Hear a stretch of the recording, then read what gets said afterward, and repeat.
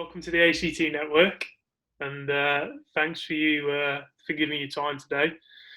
And as I said before, ultimately this is to help other athletes, so giving insights into your journey, so just help educate, help other athletes learn, because we've seen it as a really important resource and learning material. But I think the best place to start, and where I've started with everyone that I've interviewed so far, is where did it all begin for you? When did you start sailing? Why did you pick sailing? How did that journey start? Yeah, I started sailing because of my family, especially because of my father and my cousin. She went to 92 Barcelona Olympic Games, so she like kind of influenced me a lot to sail. And my father also did the Olympic campaign, so it helped me a lot to be a sailor. So I started when I was a child, but then I was so high that I couldn't fit on an optimist, and then I started to play volleyball because I love sports so much, and Mm, I'm very competitive and everything. So it's kind give you the support of flow the energy that you yeah, have to. And but then sailing is on my heart. I think like you, when you start, it's so good because it's a very special sport, because you'll be so in contact with the nature. You'll be like so you learn so much from the experience of sailing. You every day it's a different wave, it's a different wind conditions, temperature, and you'll be always need to be adapting yourself a lot.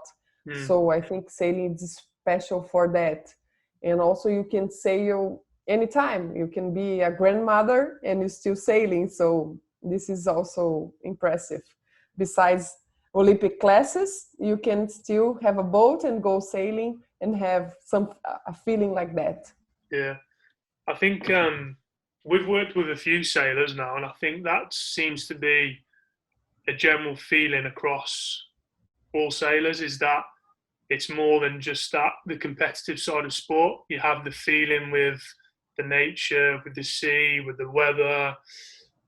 So it's almost kind of bigger than sport. There's more of a, I don't know whether it's a spiritual feeling or, do you know? Yes, kind of. It's like a lifestyle and also a spiritual connection. It's something like that, because you need to take care of your boat. You need to learn the signs of nature. You need to decide by your feeling a lot the shape of the sail. So you use a lot of your instinct Mm, to sail. So besides you have the physical part, you have a lot of the mental part, and you are learning from the font, I would say, from the yeah. beginning. You're like, you need to look at the sky and take your decisions, and this is very special. I mean, this is very good. And and given that, what did you or what do you enjoy more? The physical side of being an athlete, or do you enjoy that the more spiritual side of connecting with nature, which was more special to you? I think it's the spiritual um, connection. I think it's the connection that you get. But on the other hand, like when you're like Olympic sailing, you need to go to the results. You need to focus. You need sometimes you need to remember of this connection, because you're so technical. You need to do like speed on your boat, start and be the first one in the top mark, and like it's a lot of pressure coming on. So I mean, because you want the results, and sometimes you kind of disconnect from this and you're so focused on results. Yeah, but but when you learn during the like when you get experience, like you need to mix these two things, so this when you get strength and the results come. mm.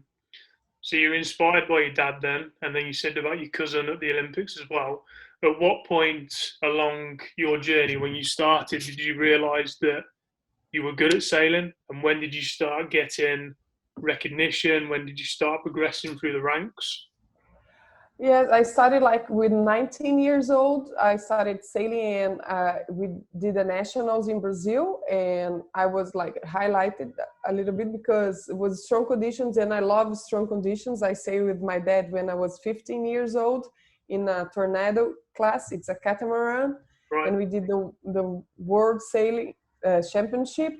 So, and we made it really good. And then I was not afraid of tough conditions. So it kind of helped me a lot to start being a professional. I've got an invitation and I moved city. I went to the south of Brazil, start to work hard. And in my first campaign, we got the first female medal of Brazilian history with for sailing, which is good because it's kind of when you don't have a reference, it's Mm, harder to be the first. When you have somebody to be inspired, I mean, like she did it, I can do it. mm, So it's I think it helps you on a psychological to have somebody close to you that achieved already a goal. yeah. But on that time, we didn't. So was really special. And then Was that in 2008? 2008, yes, So the was Beijing Games. Beijing Games, yes. Nobody believed on us. I mean, everybody was like, oh, not a chance for Brazilian sailing girls. And come on, we are working hard here and we will accomplish that. We deserve it. And that's what happened.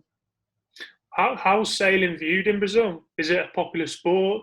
Um, It's not popular because you need to have the access, like the clubs are more restricted, like you don't have public uh, access to the sea besides the beaches, the beach and everything. You have much more, like you need to be part of a club association, so it's harder, but it's growing. Actually, I just sailed this weekend, like for fun, and I saw a lot of youngers, like people that was born in in 2008.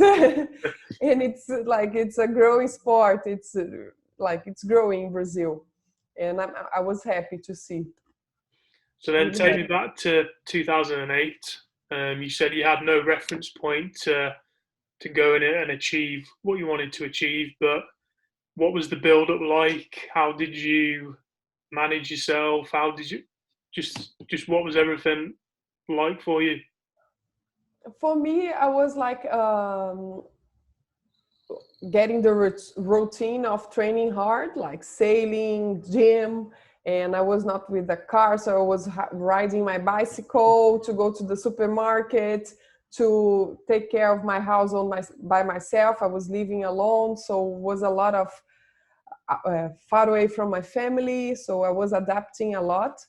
And but give me strength. I mean, I was very focused, and um, I need to deal, like, because Fernanda, my partner at the time, she went to 2 Olympic Games, but she was not good results, Hmm. and and I kind of I needed I couldn't be the weak part of the team, you know. I needed to be the stronger, like the to give the strength, and was the challenge because I was learning and also developing my confidence. Yeah. So was the kind of okay, I can do it. Besides, you need to face your mistakes and everything. I think it's the path of the athletes. You need to go to the detail and face your mistakes and be better than you, always better day after day. Yeah, So yeah. And did it feel different compared to other competitions that you'd been in before? totally different because you're 100%, 110% in, and other competitions you go in the weekend, you're having fun with your friends in the optis and other classes, so Olympic class, and you are like living for competition, for traveling, and it's your priority. Yeah. So you give all your life for that. And how did it feel when you won the medal? It's kind of oh, the dreams can come true. I mean, you can materialize dreams. So it was special. And what was it like after that as an athlete, as a Brazilian sailor? After that, I decided to move back to Rio, my hometown, Mhm. and started a new campaign with Martini Vrael, who was very young at the time, so like some steps back. And I organized a campaign, but at the time we didn't have so many support besides the medal. But we achieved top 10 in the world in all our fourth world championship. Top 10 in the world was really special because we built by really ourselves and a lot of my experience from the other campaign. And we achieved the spot for London 2012 Olympic Games, but in the trials we missed one trial, so it was hard. Was the first big Yeah. lost that we had, Yeah. and was hard, but was a campaign that I learned a lot how to manage the campaign. I mean, how to, because I was paying my coach, I was negotiating with sponsors, I was like buying the tickets to travel, I was driving the car with my boat in the back, like, and teaching Martini how to drive a car to go to a championship. I mean, was hard, but I learned so much from this campaign, Mm. and we did achieve high performance, and we would be if we were competing in London, we would be fighting for a medal for sure. We raised the level Mm. a lot. I think what's interesting about that is when the public or the crowd watch the event at the end, they just see you competing on the water, but no one sees everything that you're just talking about there, like all the organising, all the travel, sorting out your coach, all that kind of stuff. So I guess in many ways you're the athlete, but then you also have to manage so much around it. Is it difficult to do that whilst you're trying to concentrate on performing? Yes, I think was hard because you need to be focused, only thinking about sails and the shape of the sail and getting fit and training and focusing meteorology and what you need to develop in the water, like the downwind, upwind, like your technique, your technical uh, uh, gestures. I don't know, Yeah, yes, yeah, yes. So was hard. So was a bit of mistakes from this campaign, but I've learned so much outside of water. I mean it's helping a lot now for me, what I've learned from this time. and given that you obviously won the medal in 2008, but then didn't compete at London 2012, how did it feel after when London 2012 was going on, and then straight after that? How did you look at the next campaign? What was the motivation? Yeah, was hard because, oh, come on, like we were really doing good results and better than the other boats that went to the Olympic Games, but we lost the trials and it happens, and we didn't get the same support, but was kind of sometimes unfair, but okay, it's life. I mean, nothing like sometimes you get what you want, sometimes you don't get. But I think was just I would say a step, a step that you cross, and sometimes you don't get a medal. What you can go to Olympic Games, but I was there. I was in London, 2012, and I was there with my company, my sponsor at the time. They asked me to do some interviews and everything. So anyway, I was there helping my sponsor, the company which have other athletes Yeah. to support and everything. So I was there anyway, and I could feel the Olympic Games in a different way. because I really like, I deserve it to be there. So I was there How did that in feel? another way. How did it feel? Experience it in a different way, and not an athlete, but still being there. Yes, it was special because I could see the big picture of the Olympic Games. I was not just sailing in Weymouth, which is a Yeah. bit far away from London. So I could see other sports and contact the athletes from Brazil. So it was Mm. really good to be part of the Olympic Games uh, family. So obviously, I'm in the UK. So London was a home Olympics for me. Obviously, I wasn't an athlete, didn't compete, but I guess it as an Englishman, you could feel the effect of the Olympics. You could feel the magic, especially that year. It felt so special having a home Olympics. So then for you, 2016, obviously a home games in Rio. Did it feel that extra special going into it, or did you feel even more pressure? I felt really that was really special because in 2009 I made the speech for Rio 2016 Games in Copenhagen, and I was the athlete who spoke to the Olympic Games in Rio, and I really believe that it can help a lot to inspire new generation to, like, you can be an example. Sports, it's so good. I mean, change your life, Mm. your mindset helps you a lot.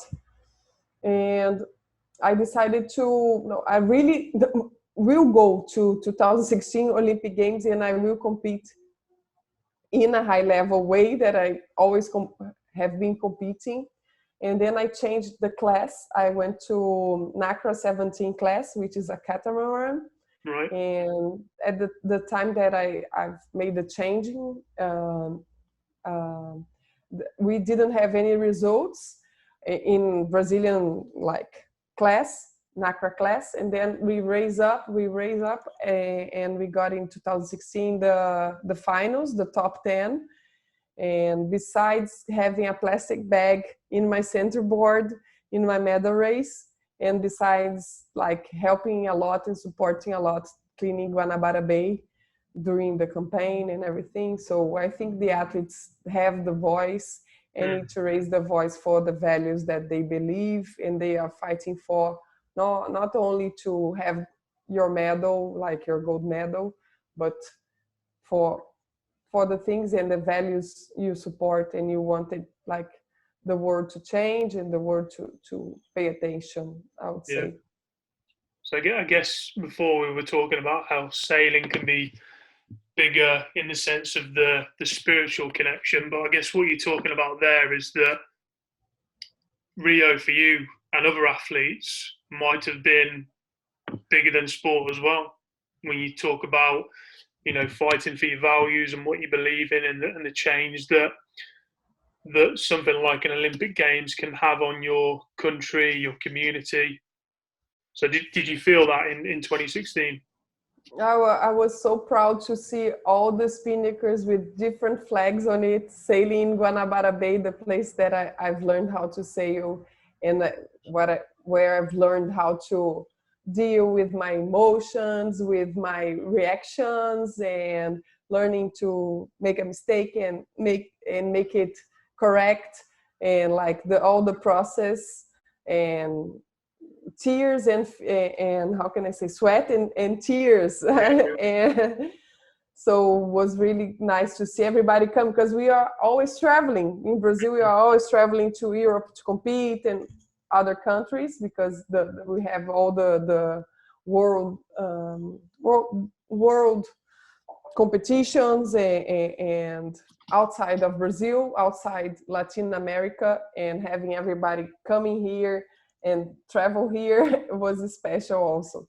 So it was really good to see the Guanabara Bay, which is one of the beautiful places in the world that have ever been, full of sailors from around the globe. So you must have had a real big friendship group of sailors around the world then, because you must all travel around at the same time. Yes, we do. We do travel a lot for, but if you are an European, you can take your car and go to, I mean, Spain, okay, Yeah. Barcelona sailing week. So for us, we are always having like a flight, and it's hard, but it's was really special at the time. How the speech that you did in 2009? How did that come about? Was that because of how well you did at the 2008 games, or how did you get chosen for that speech? I think it's all about believing, and I could say in my speech what I believe about sport, and I just they choose me to do, because I was a woman that Mm, could be competing in Rio, a medalist in sailing, so it helps a lot to deliver a good message for the members, IOC members. mm. So when you went into Rio, did you at any point think about what was going to happen after the games? Were you thinking about retiring? Were you thinking about life after sport? What was your thought process going into Rio? My thought was Rio will be my last goal, because I know if I delay a lot for changing, I won't be able to change my environment. I would say I won't be able to adapt, because it's so competitive also out of sports in the business world.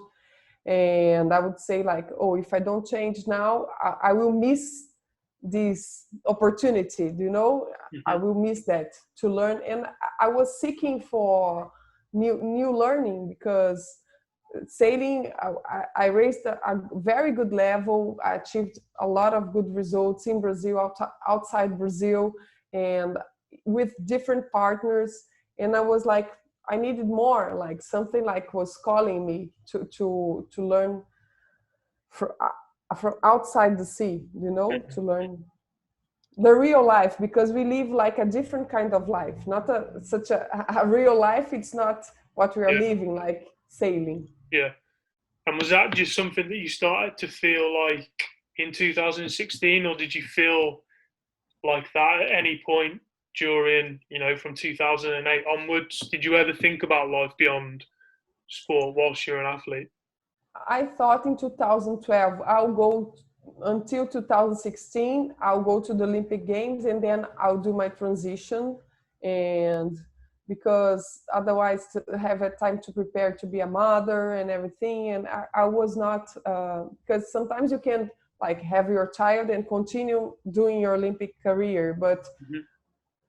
this is, I prefer not to follow this path. I think I respect all the athletes who decided to do, but I would like to be closer, because sailing, you really need to travel a lot.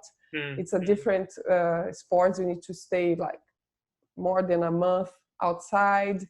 And also, like, being a Brazilian, you need to go to a championship, and then to another one, and then to another one, and you're living abroad. So it helps.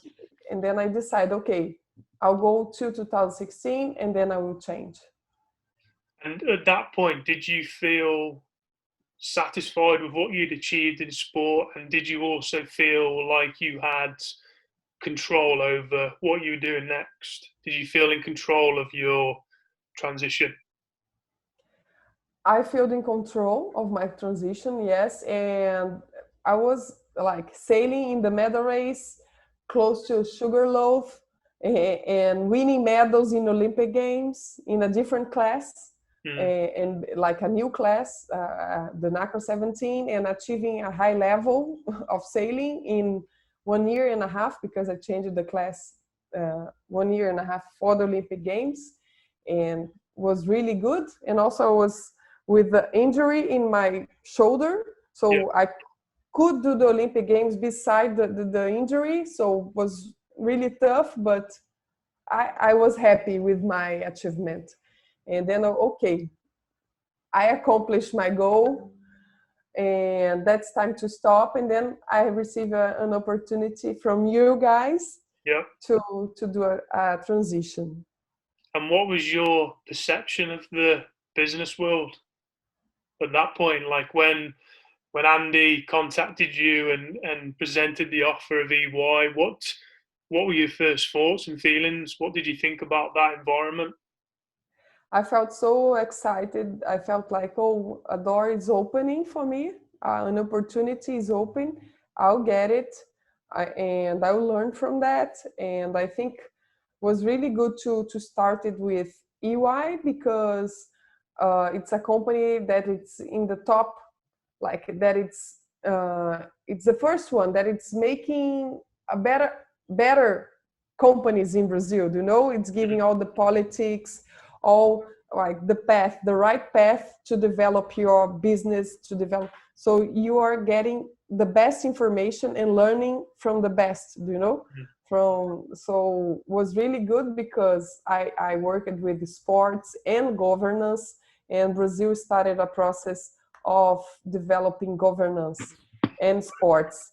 And I started to be a big player for Athletes Commission in Brazil because I had all the background that I've learned from EY to help to develop the governance of sports in Brazil. So was really good to have, was better than university and everything, and was really competitive also uh, in in EY here because my peers they were younger than me, and I was like, okay, I need to keep on going to get the to like get the same rhythm that they are like, because but was really good because you are learning and you are developing new skills, and I was seeking for that. I was really need. Yeah.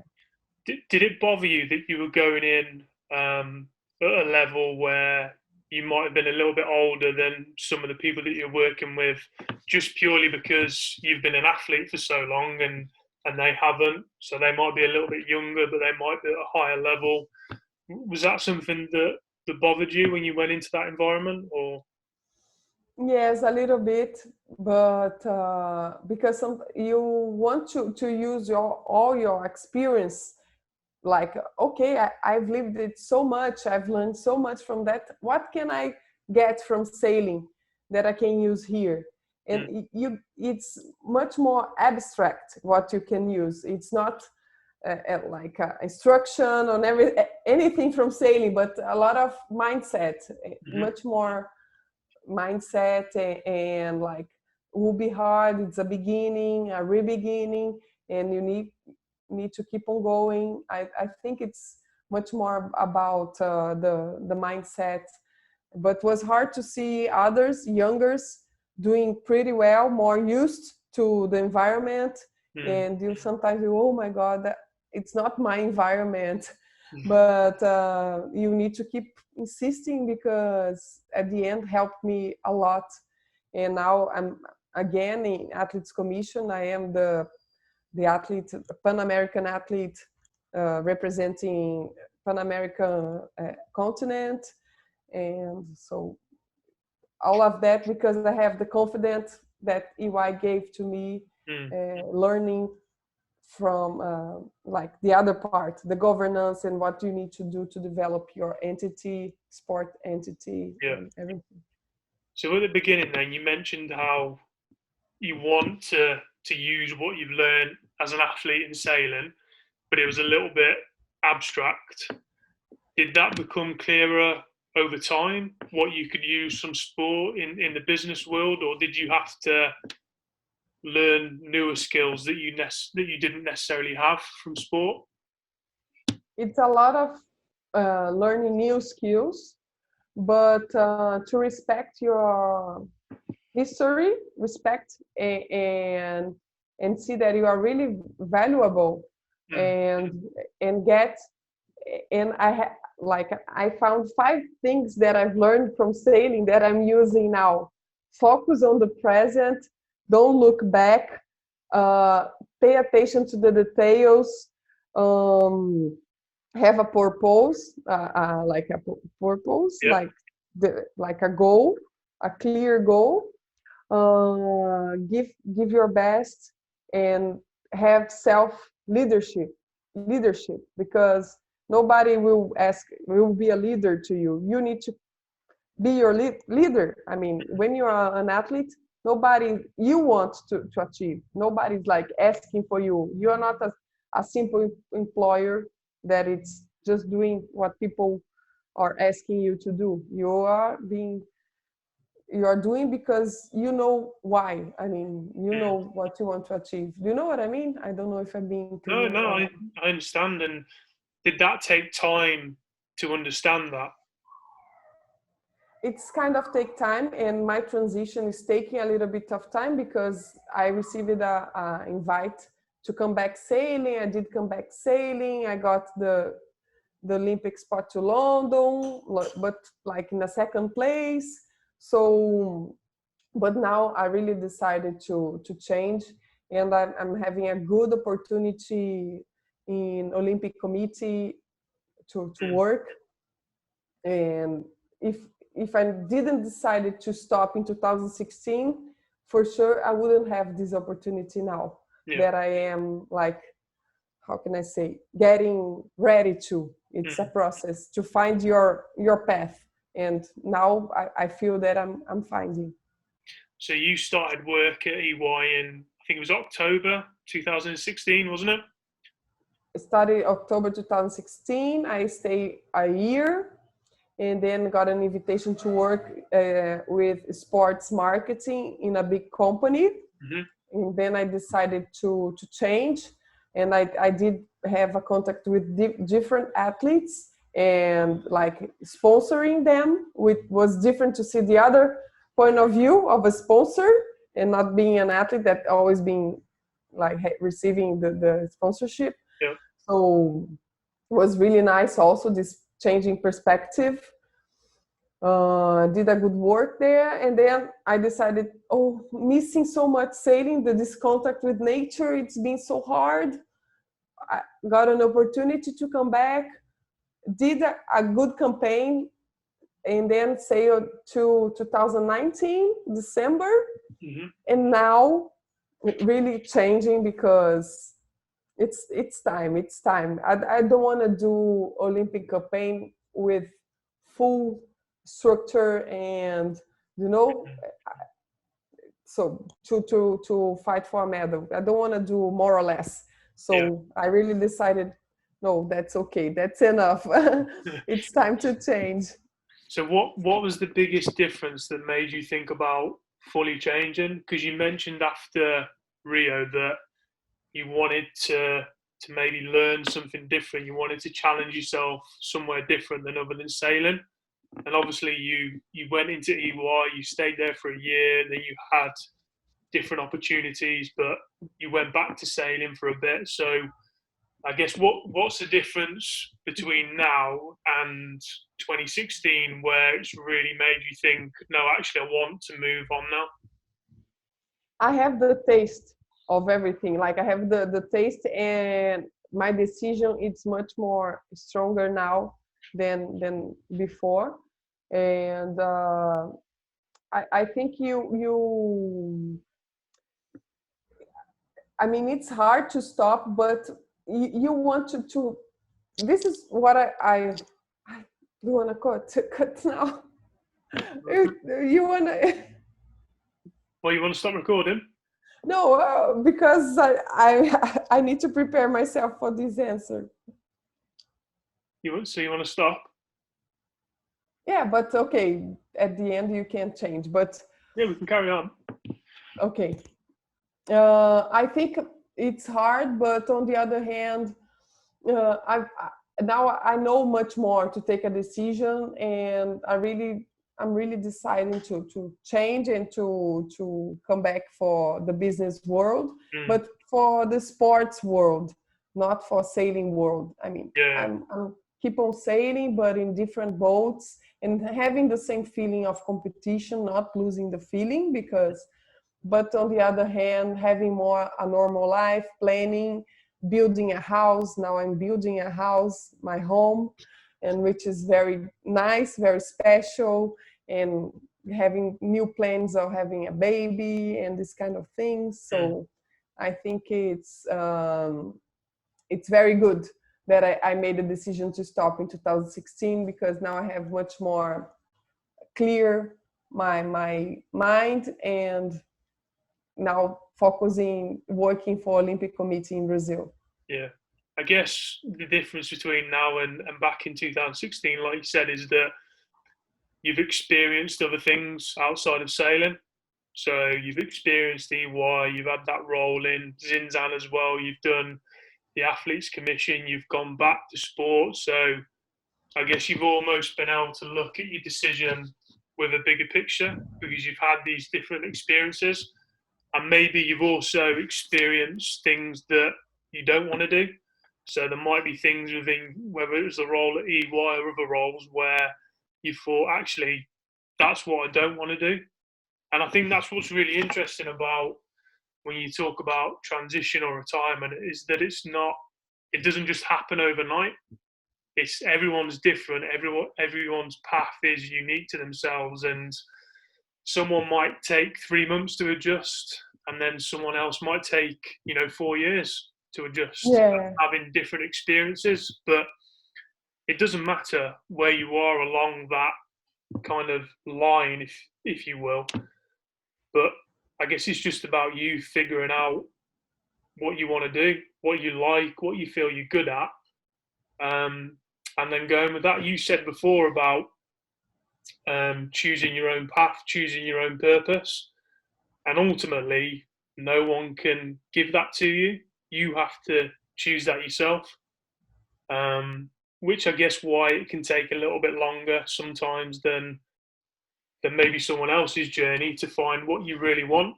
But then ultimately, it doesn't matter about time because it's you living your life and experiencing your own life. yeah, I agree. Sailing is very special, and yeah, and you when you do a transition, like you stop having this connection, and you're in the business, being challenged and everything. But I mean, it's very good when you are like facing a challenge. I mean, it's and you're learning from this. You're not stopped like doing just one thing, and looking for other athletes that not decided to stop. I look to them and I say, you don't know what it's coming. I mean, you don't know the real. I mean, you don't know what it's coming, because uh, it's hard, and my background now, it's much stronger, Mm, and now I know that I can like really help Olympic Committee, that I can really help to raise, I mean, other athletes from the experience that I've got from EY and Zinzani. And I know that I will be working with sports and with youngers coming to sports, mm, but in like managing, doing like being a like developing new programs mm, based in governance, based in like stakeholders, and everybody being included yeah. and being listened. So I guess what you're talking about there is supporting, educating the next generation of athletes. I guess my question is, how important has support been to you in the last 4 years? Very important to have your support, because like I can call you and we can have like a chat, and you can give me perspective, and I will be more kind to myself, because it's a process. You need to be kind to yourself, and it's good to listen to you, to listen and learn from other experience, from other athletes. And it's very special to being able to talk to you, Ben, Mm, because I think the support was really good.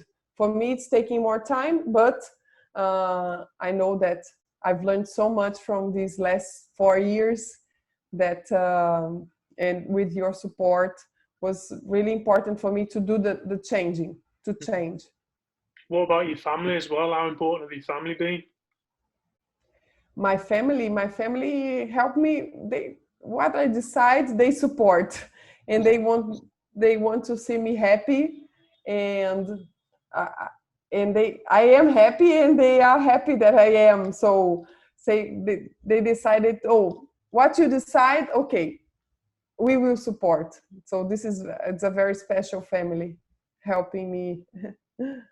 What if you were to look back on yourself now in 2016 and speaking from who you are today, what would you tell yourself back then? What advice would you give, or what kind of words of wisdom would you give yourself? I would say you can insist and you need to keep on going and learning from the process, enjoying the process, and don't go too heavy on yourself. Don't go too heavy. Be patient to yourself, more patient, because you want the results to grow, and you need to go down to go up again, Mm, and you need to be kind to yourself in this process. Be patient to raise yourself up again. mm, So I think it's more like be patient, learning the process, and don't ask too much about yourself. I mean, like results now, because they will come if you give yourself every day and being committed mm. to your new life. So I know it's been a very difficult year for everyone this year because of the pandemic, but what are your what's your vision for the next year or so? Where do you see yourself? What do you want to achieve? Have you thought about that, or are you just trying to stay a bit more present and committed to the moment? Yeah, I did develop a platform called Talk to Your Idol. And I really believe when I did the speech in 2009, I said like sports can change life, can save life. And I would like to start a program in Olympic Committee to help the poor people to uh, get your life into the sport and develop their life with the sports. And so I'm also being a vice president of Grael's project, who attended more than 17,000 childs in Brazil, poor Mm. childs. So I'm working there also and helping with my experience. And yeah, that's it. This is what I see for me in the future. And also to carry on sailing in a recreational way. Oh yes, but winning medals. Yeah, throws your medal again. So that was from the weekend. Yeah, on the weekends, yes, with the team and more in a light way, more like, but being competitive because this is won't stop. Yeah, no, I guess that will never stop. But maybe you have more of that spiritual connection, but still keep the competitive nature in there as well. Yeah, I think to be more calm down and not so, oh, okay, look to the sails, you need to be high performance, okay, full speed.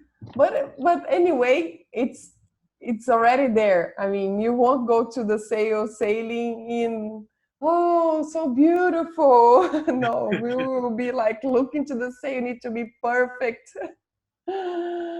Cool. And like, yes. Nice. All right then, Isabel. Well, we'll leave the recording there. Yes, thank you, Ben.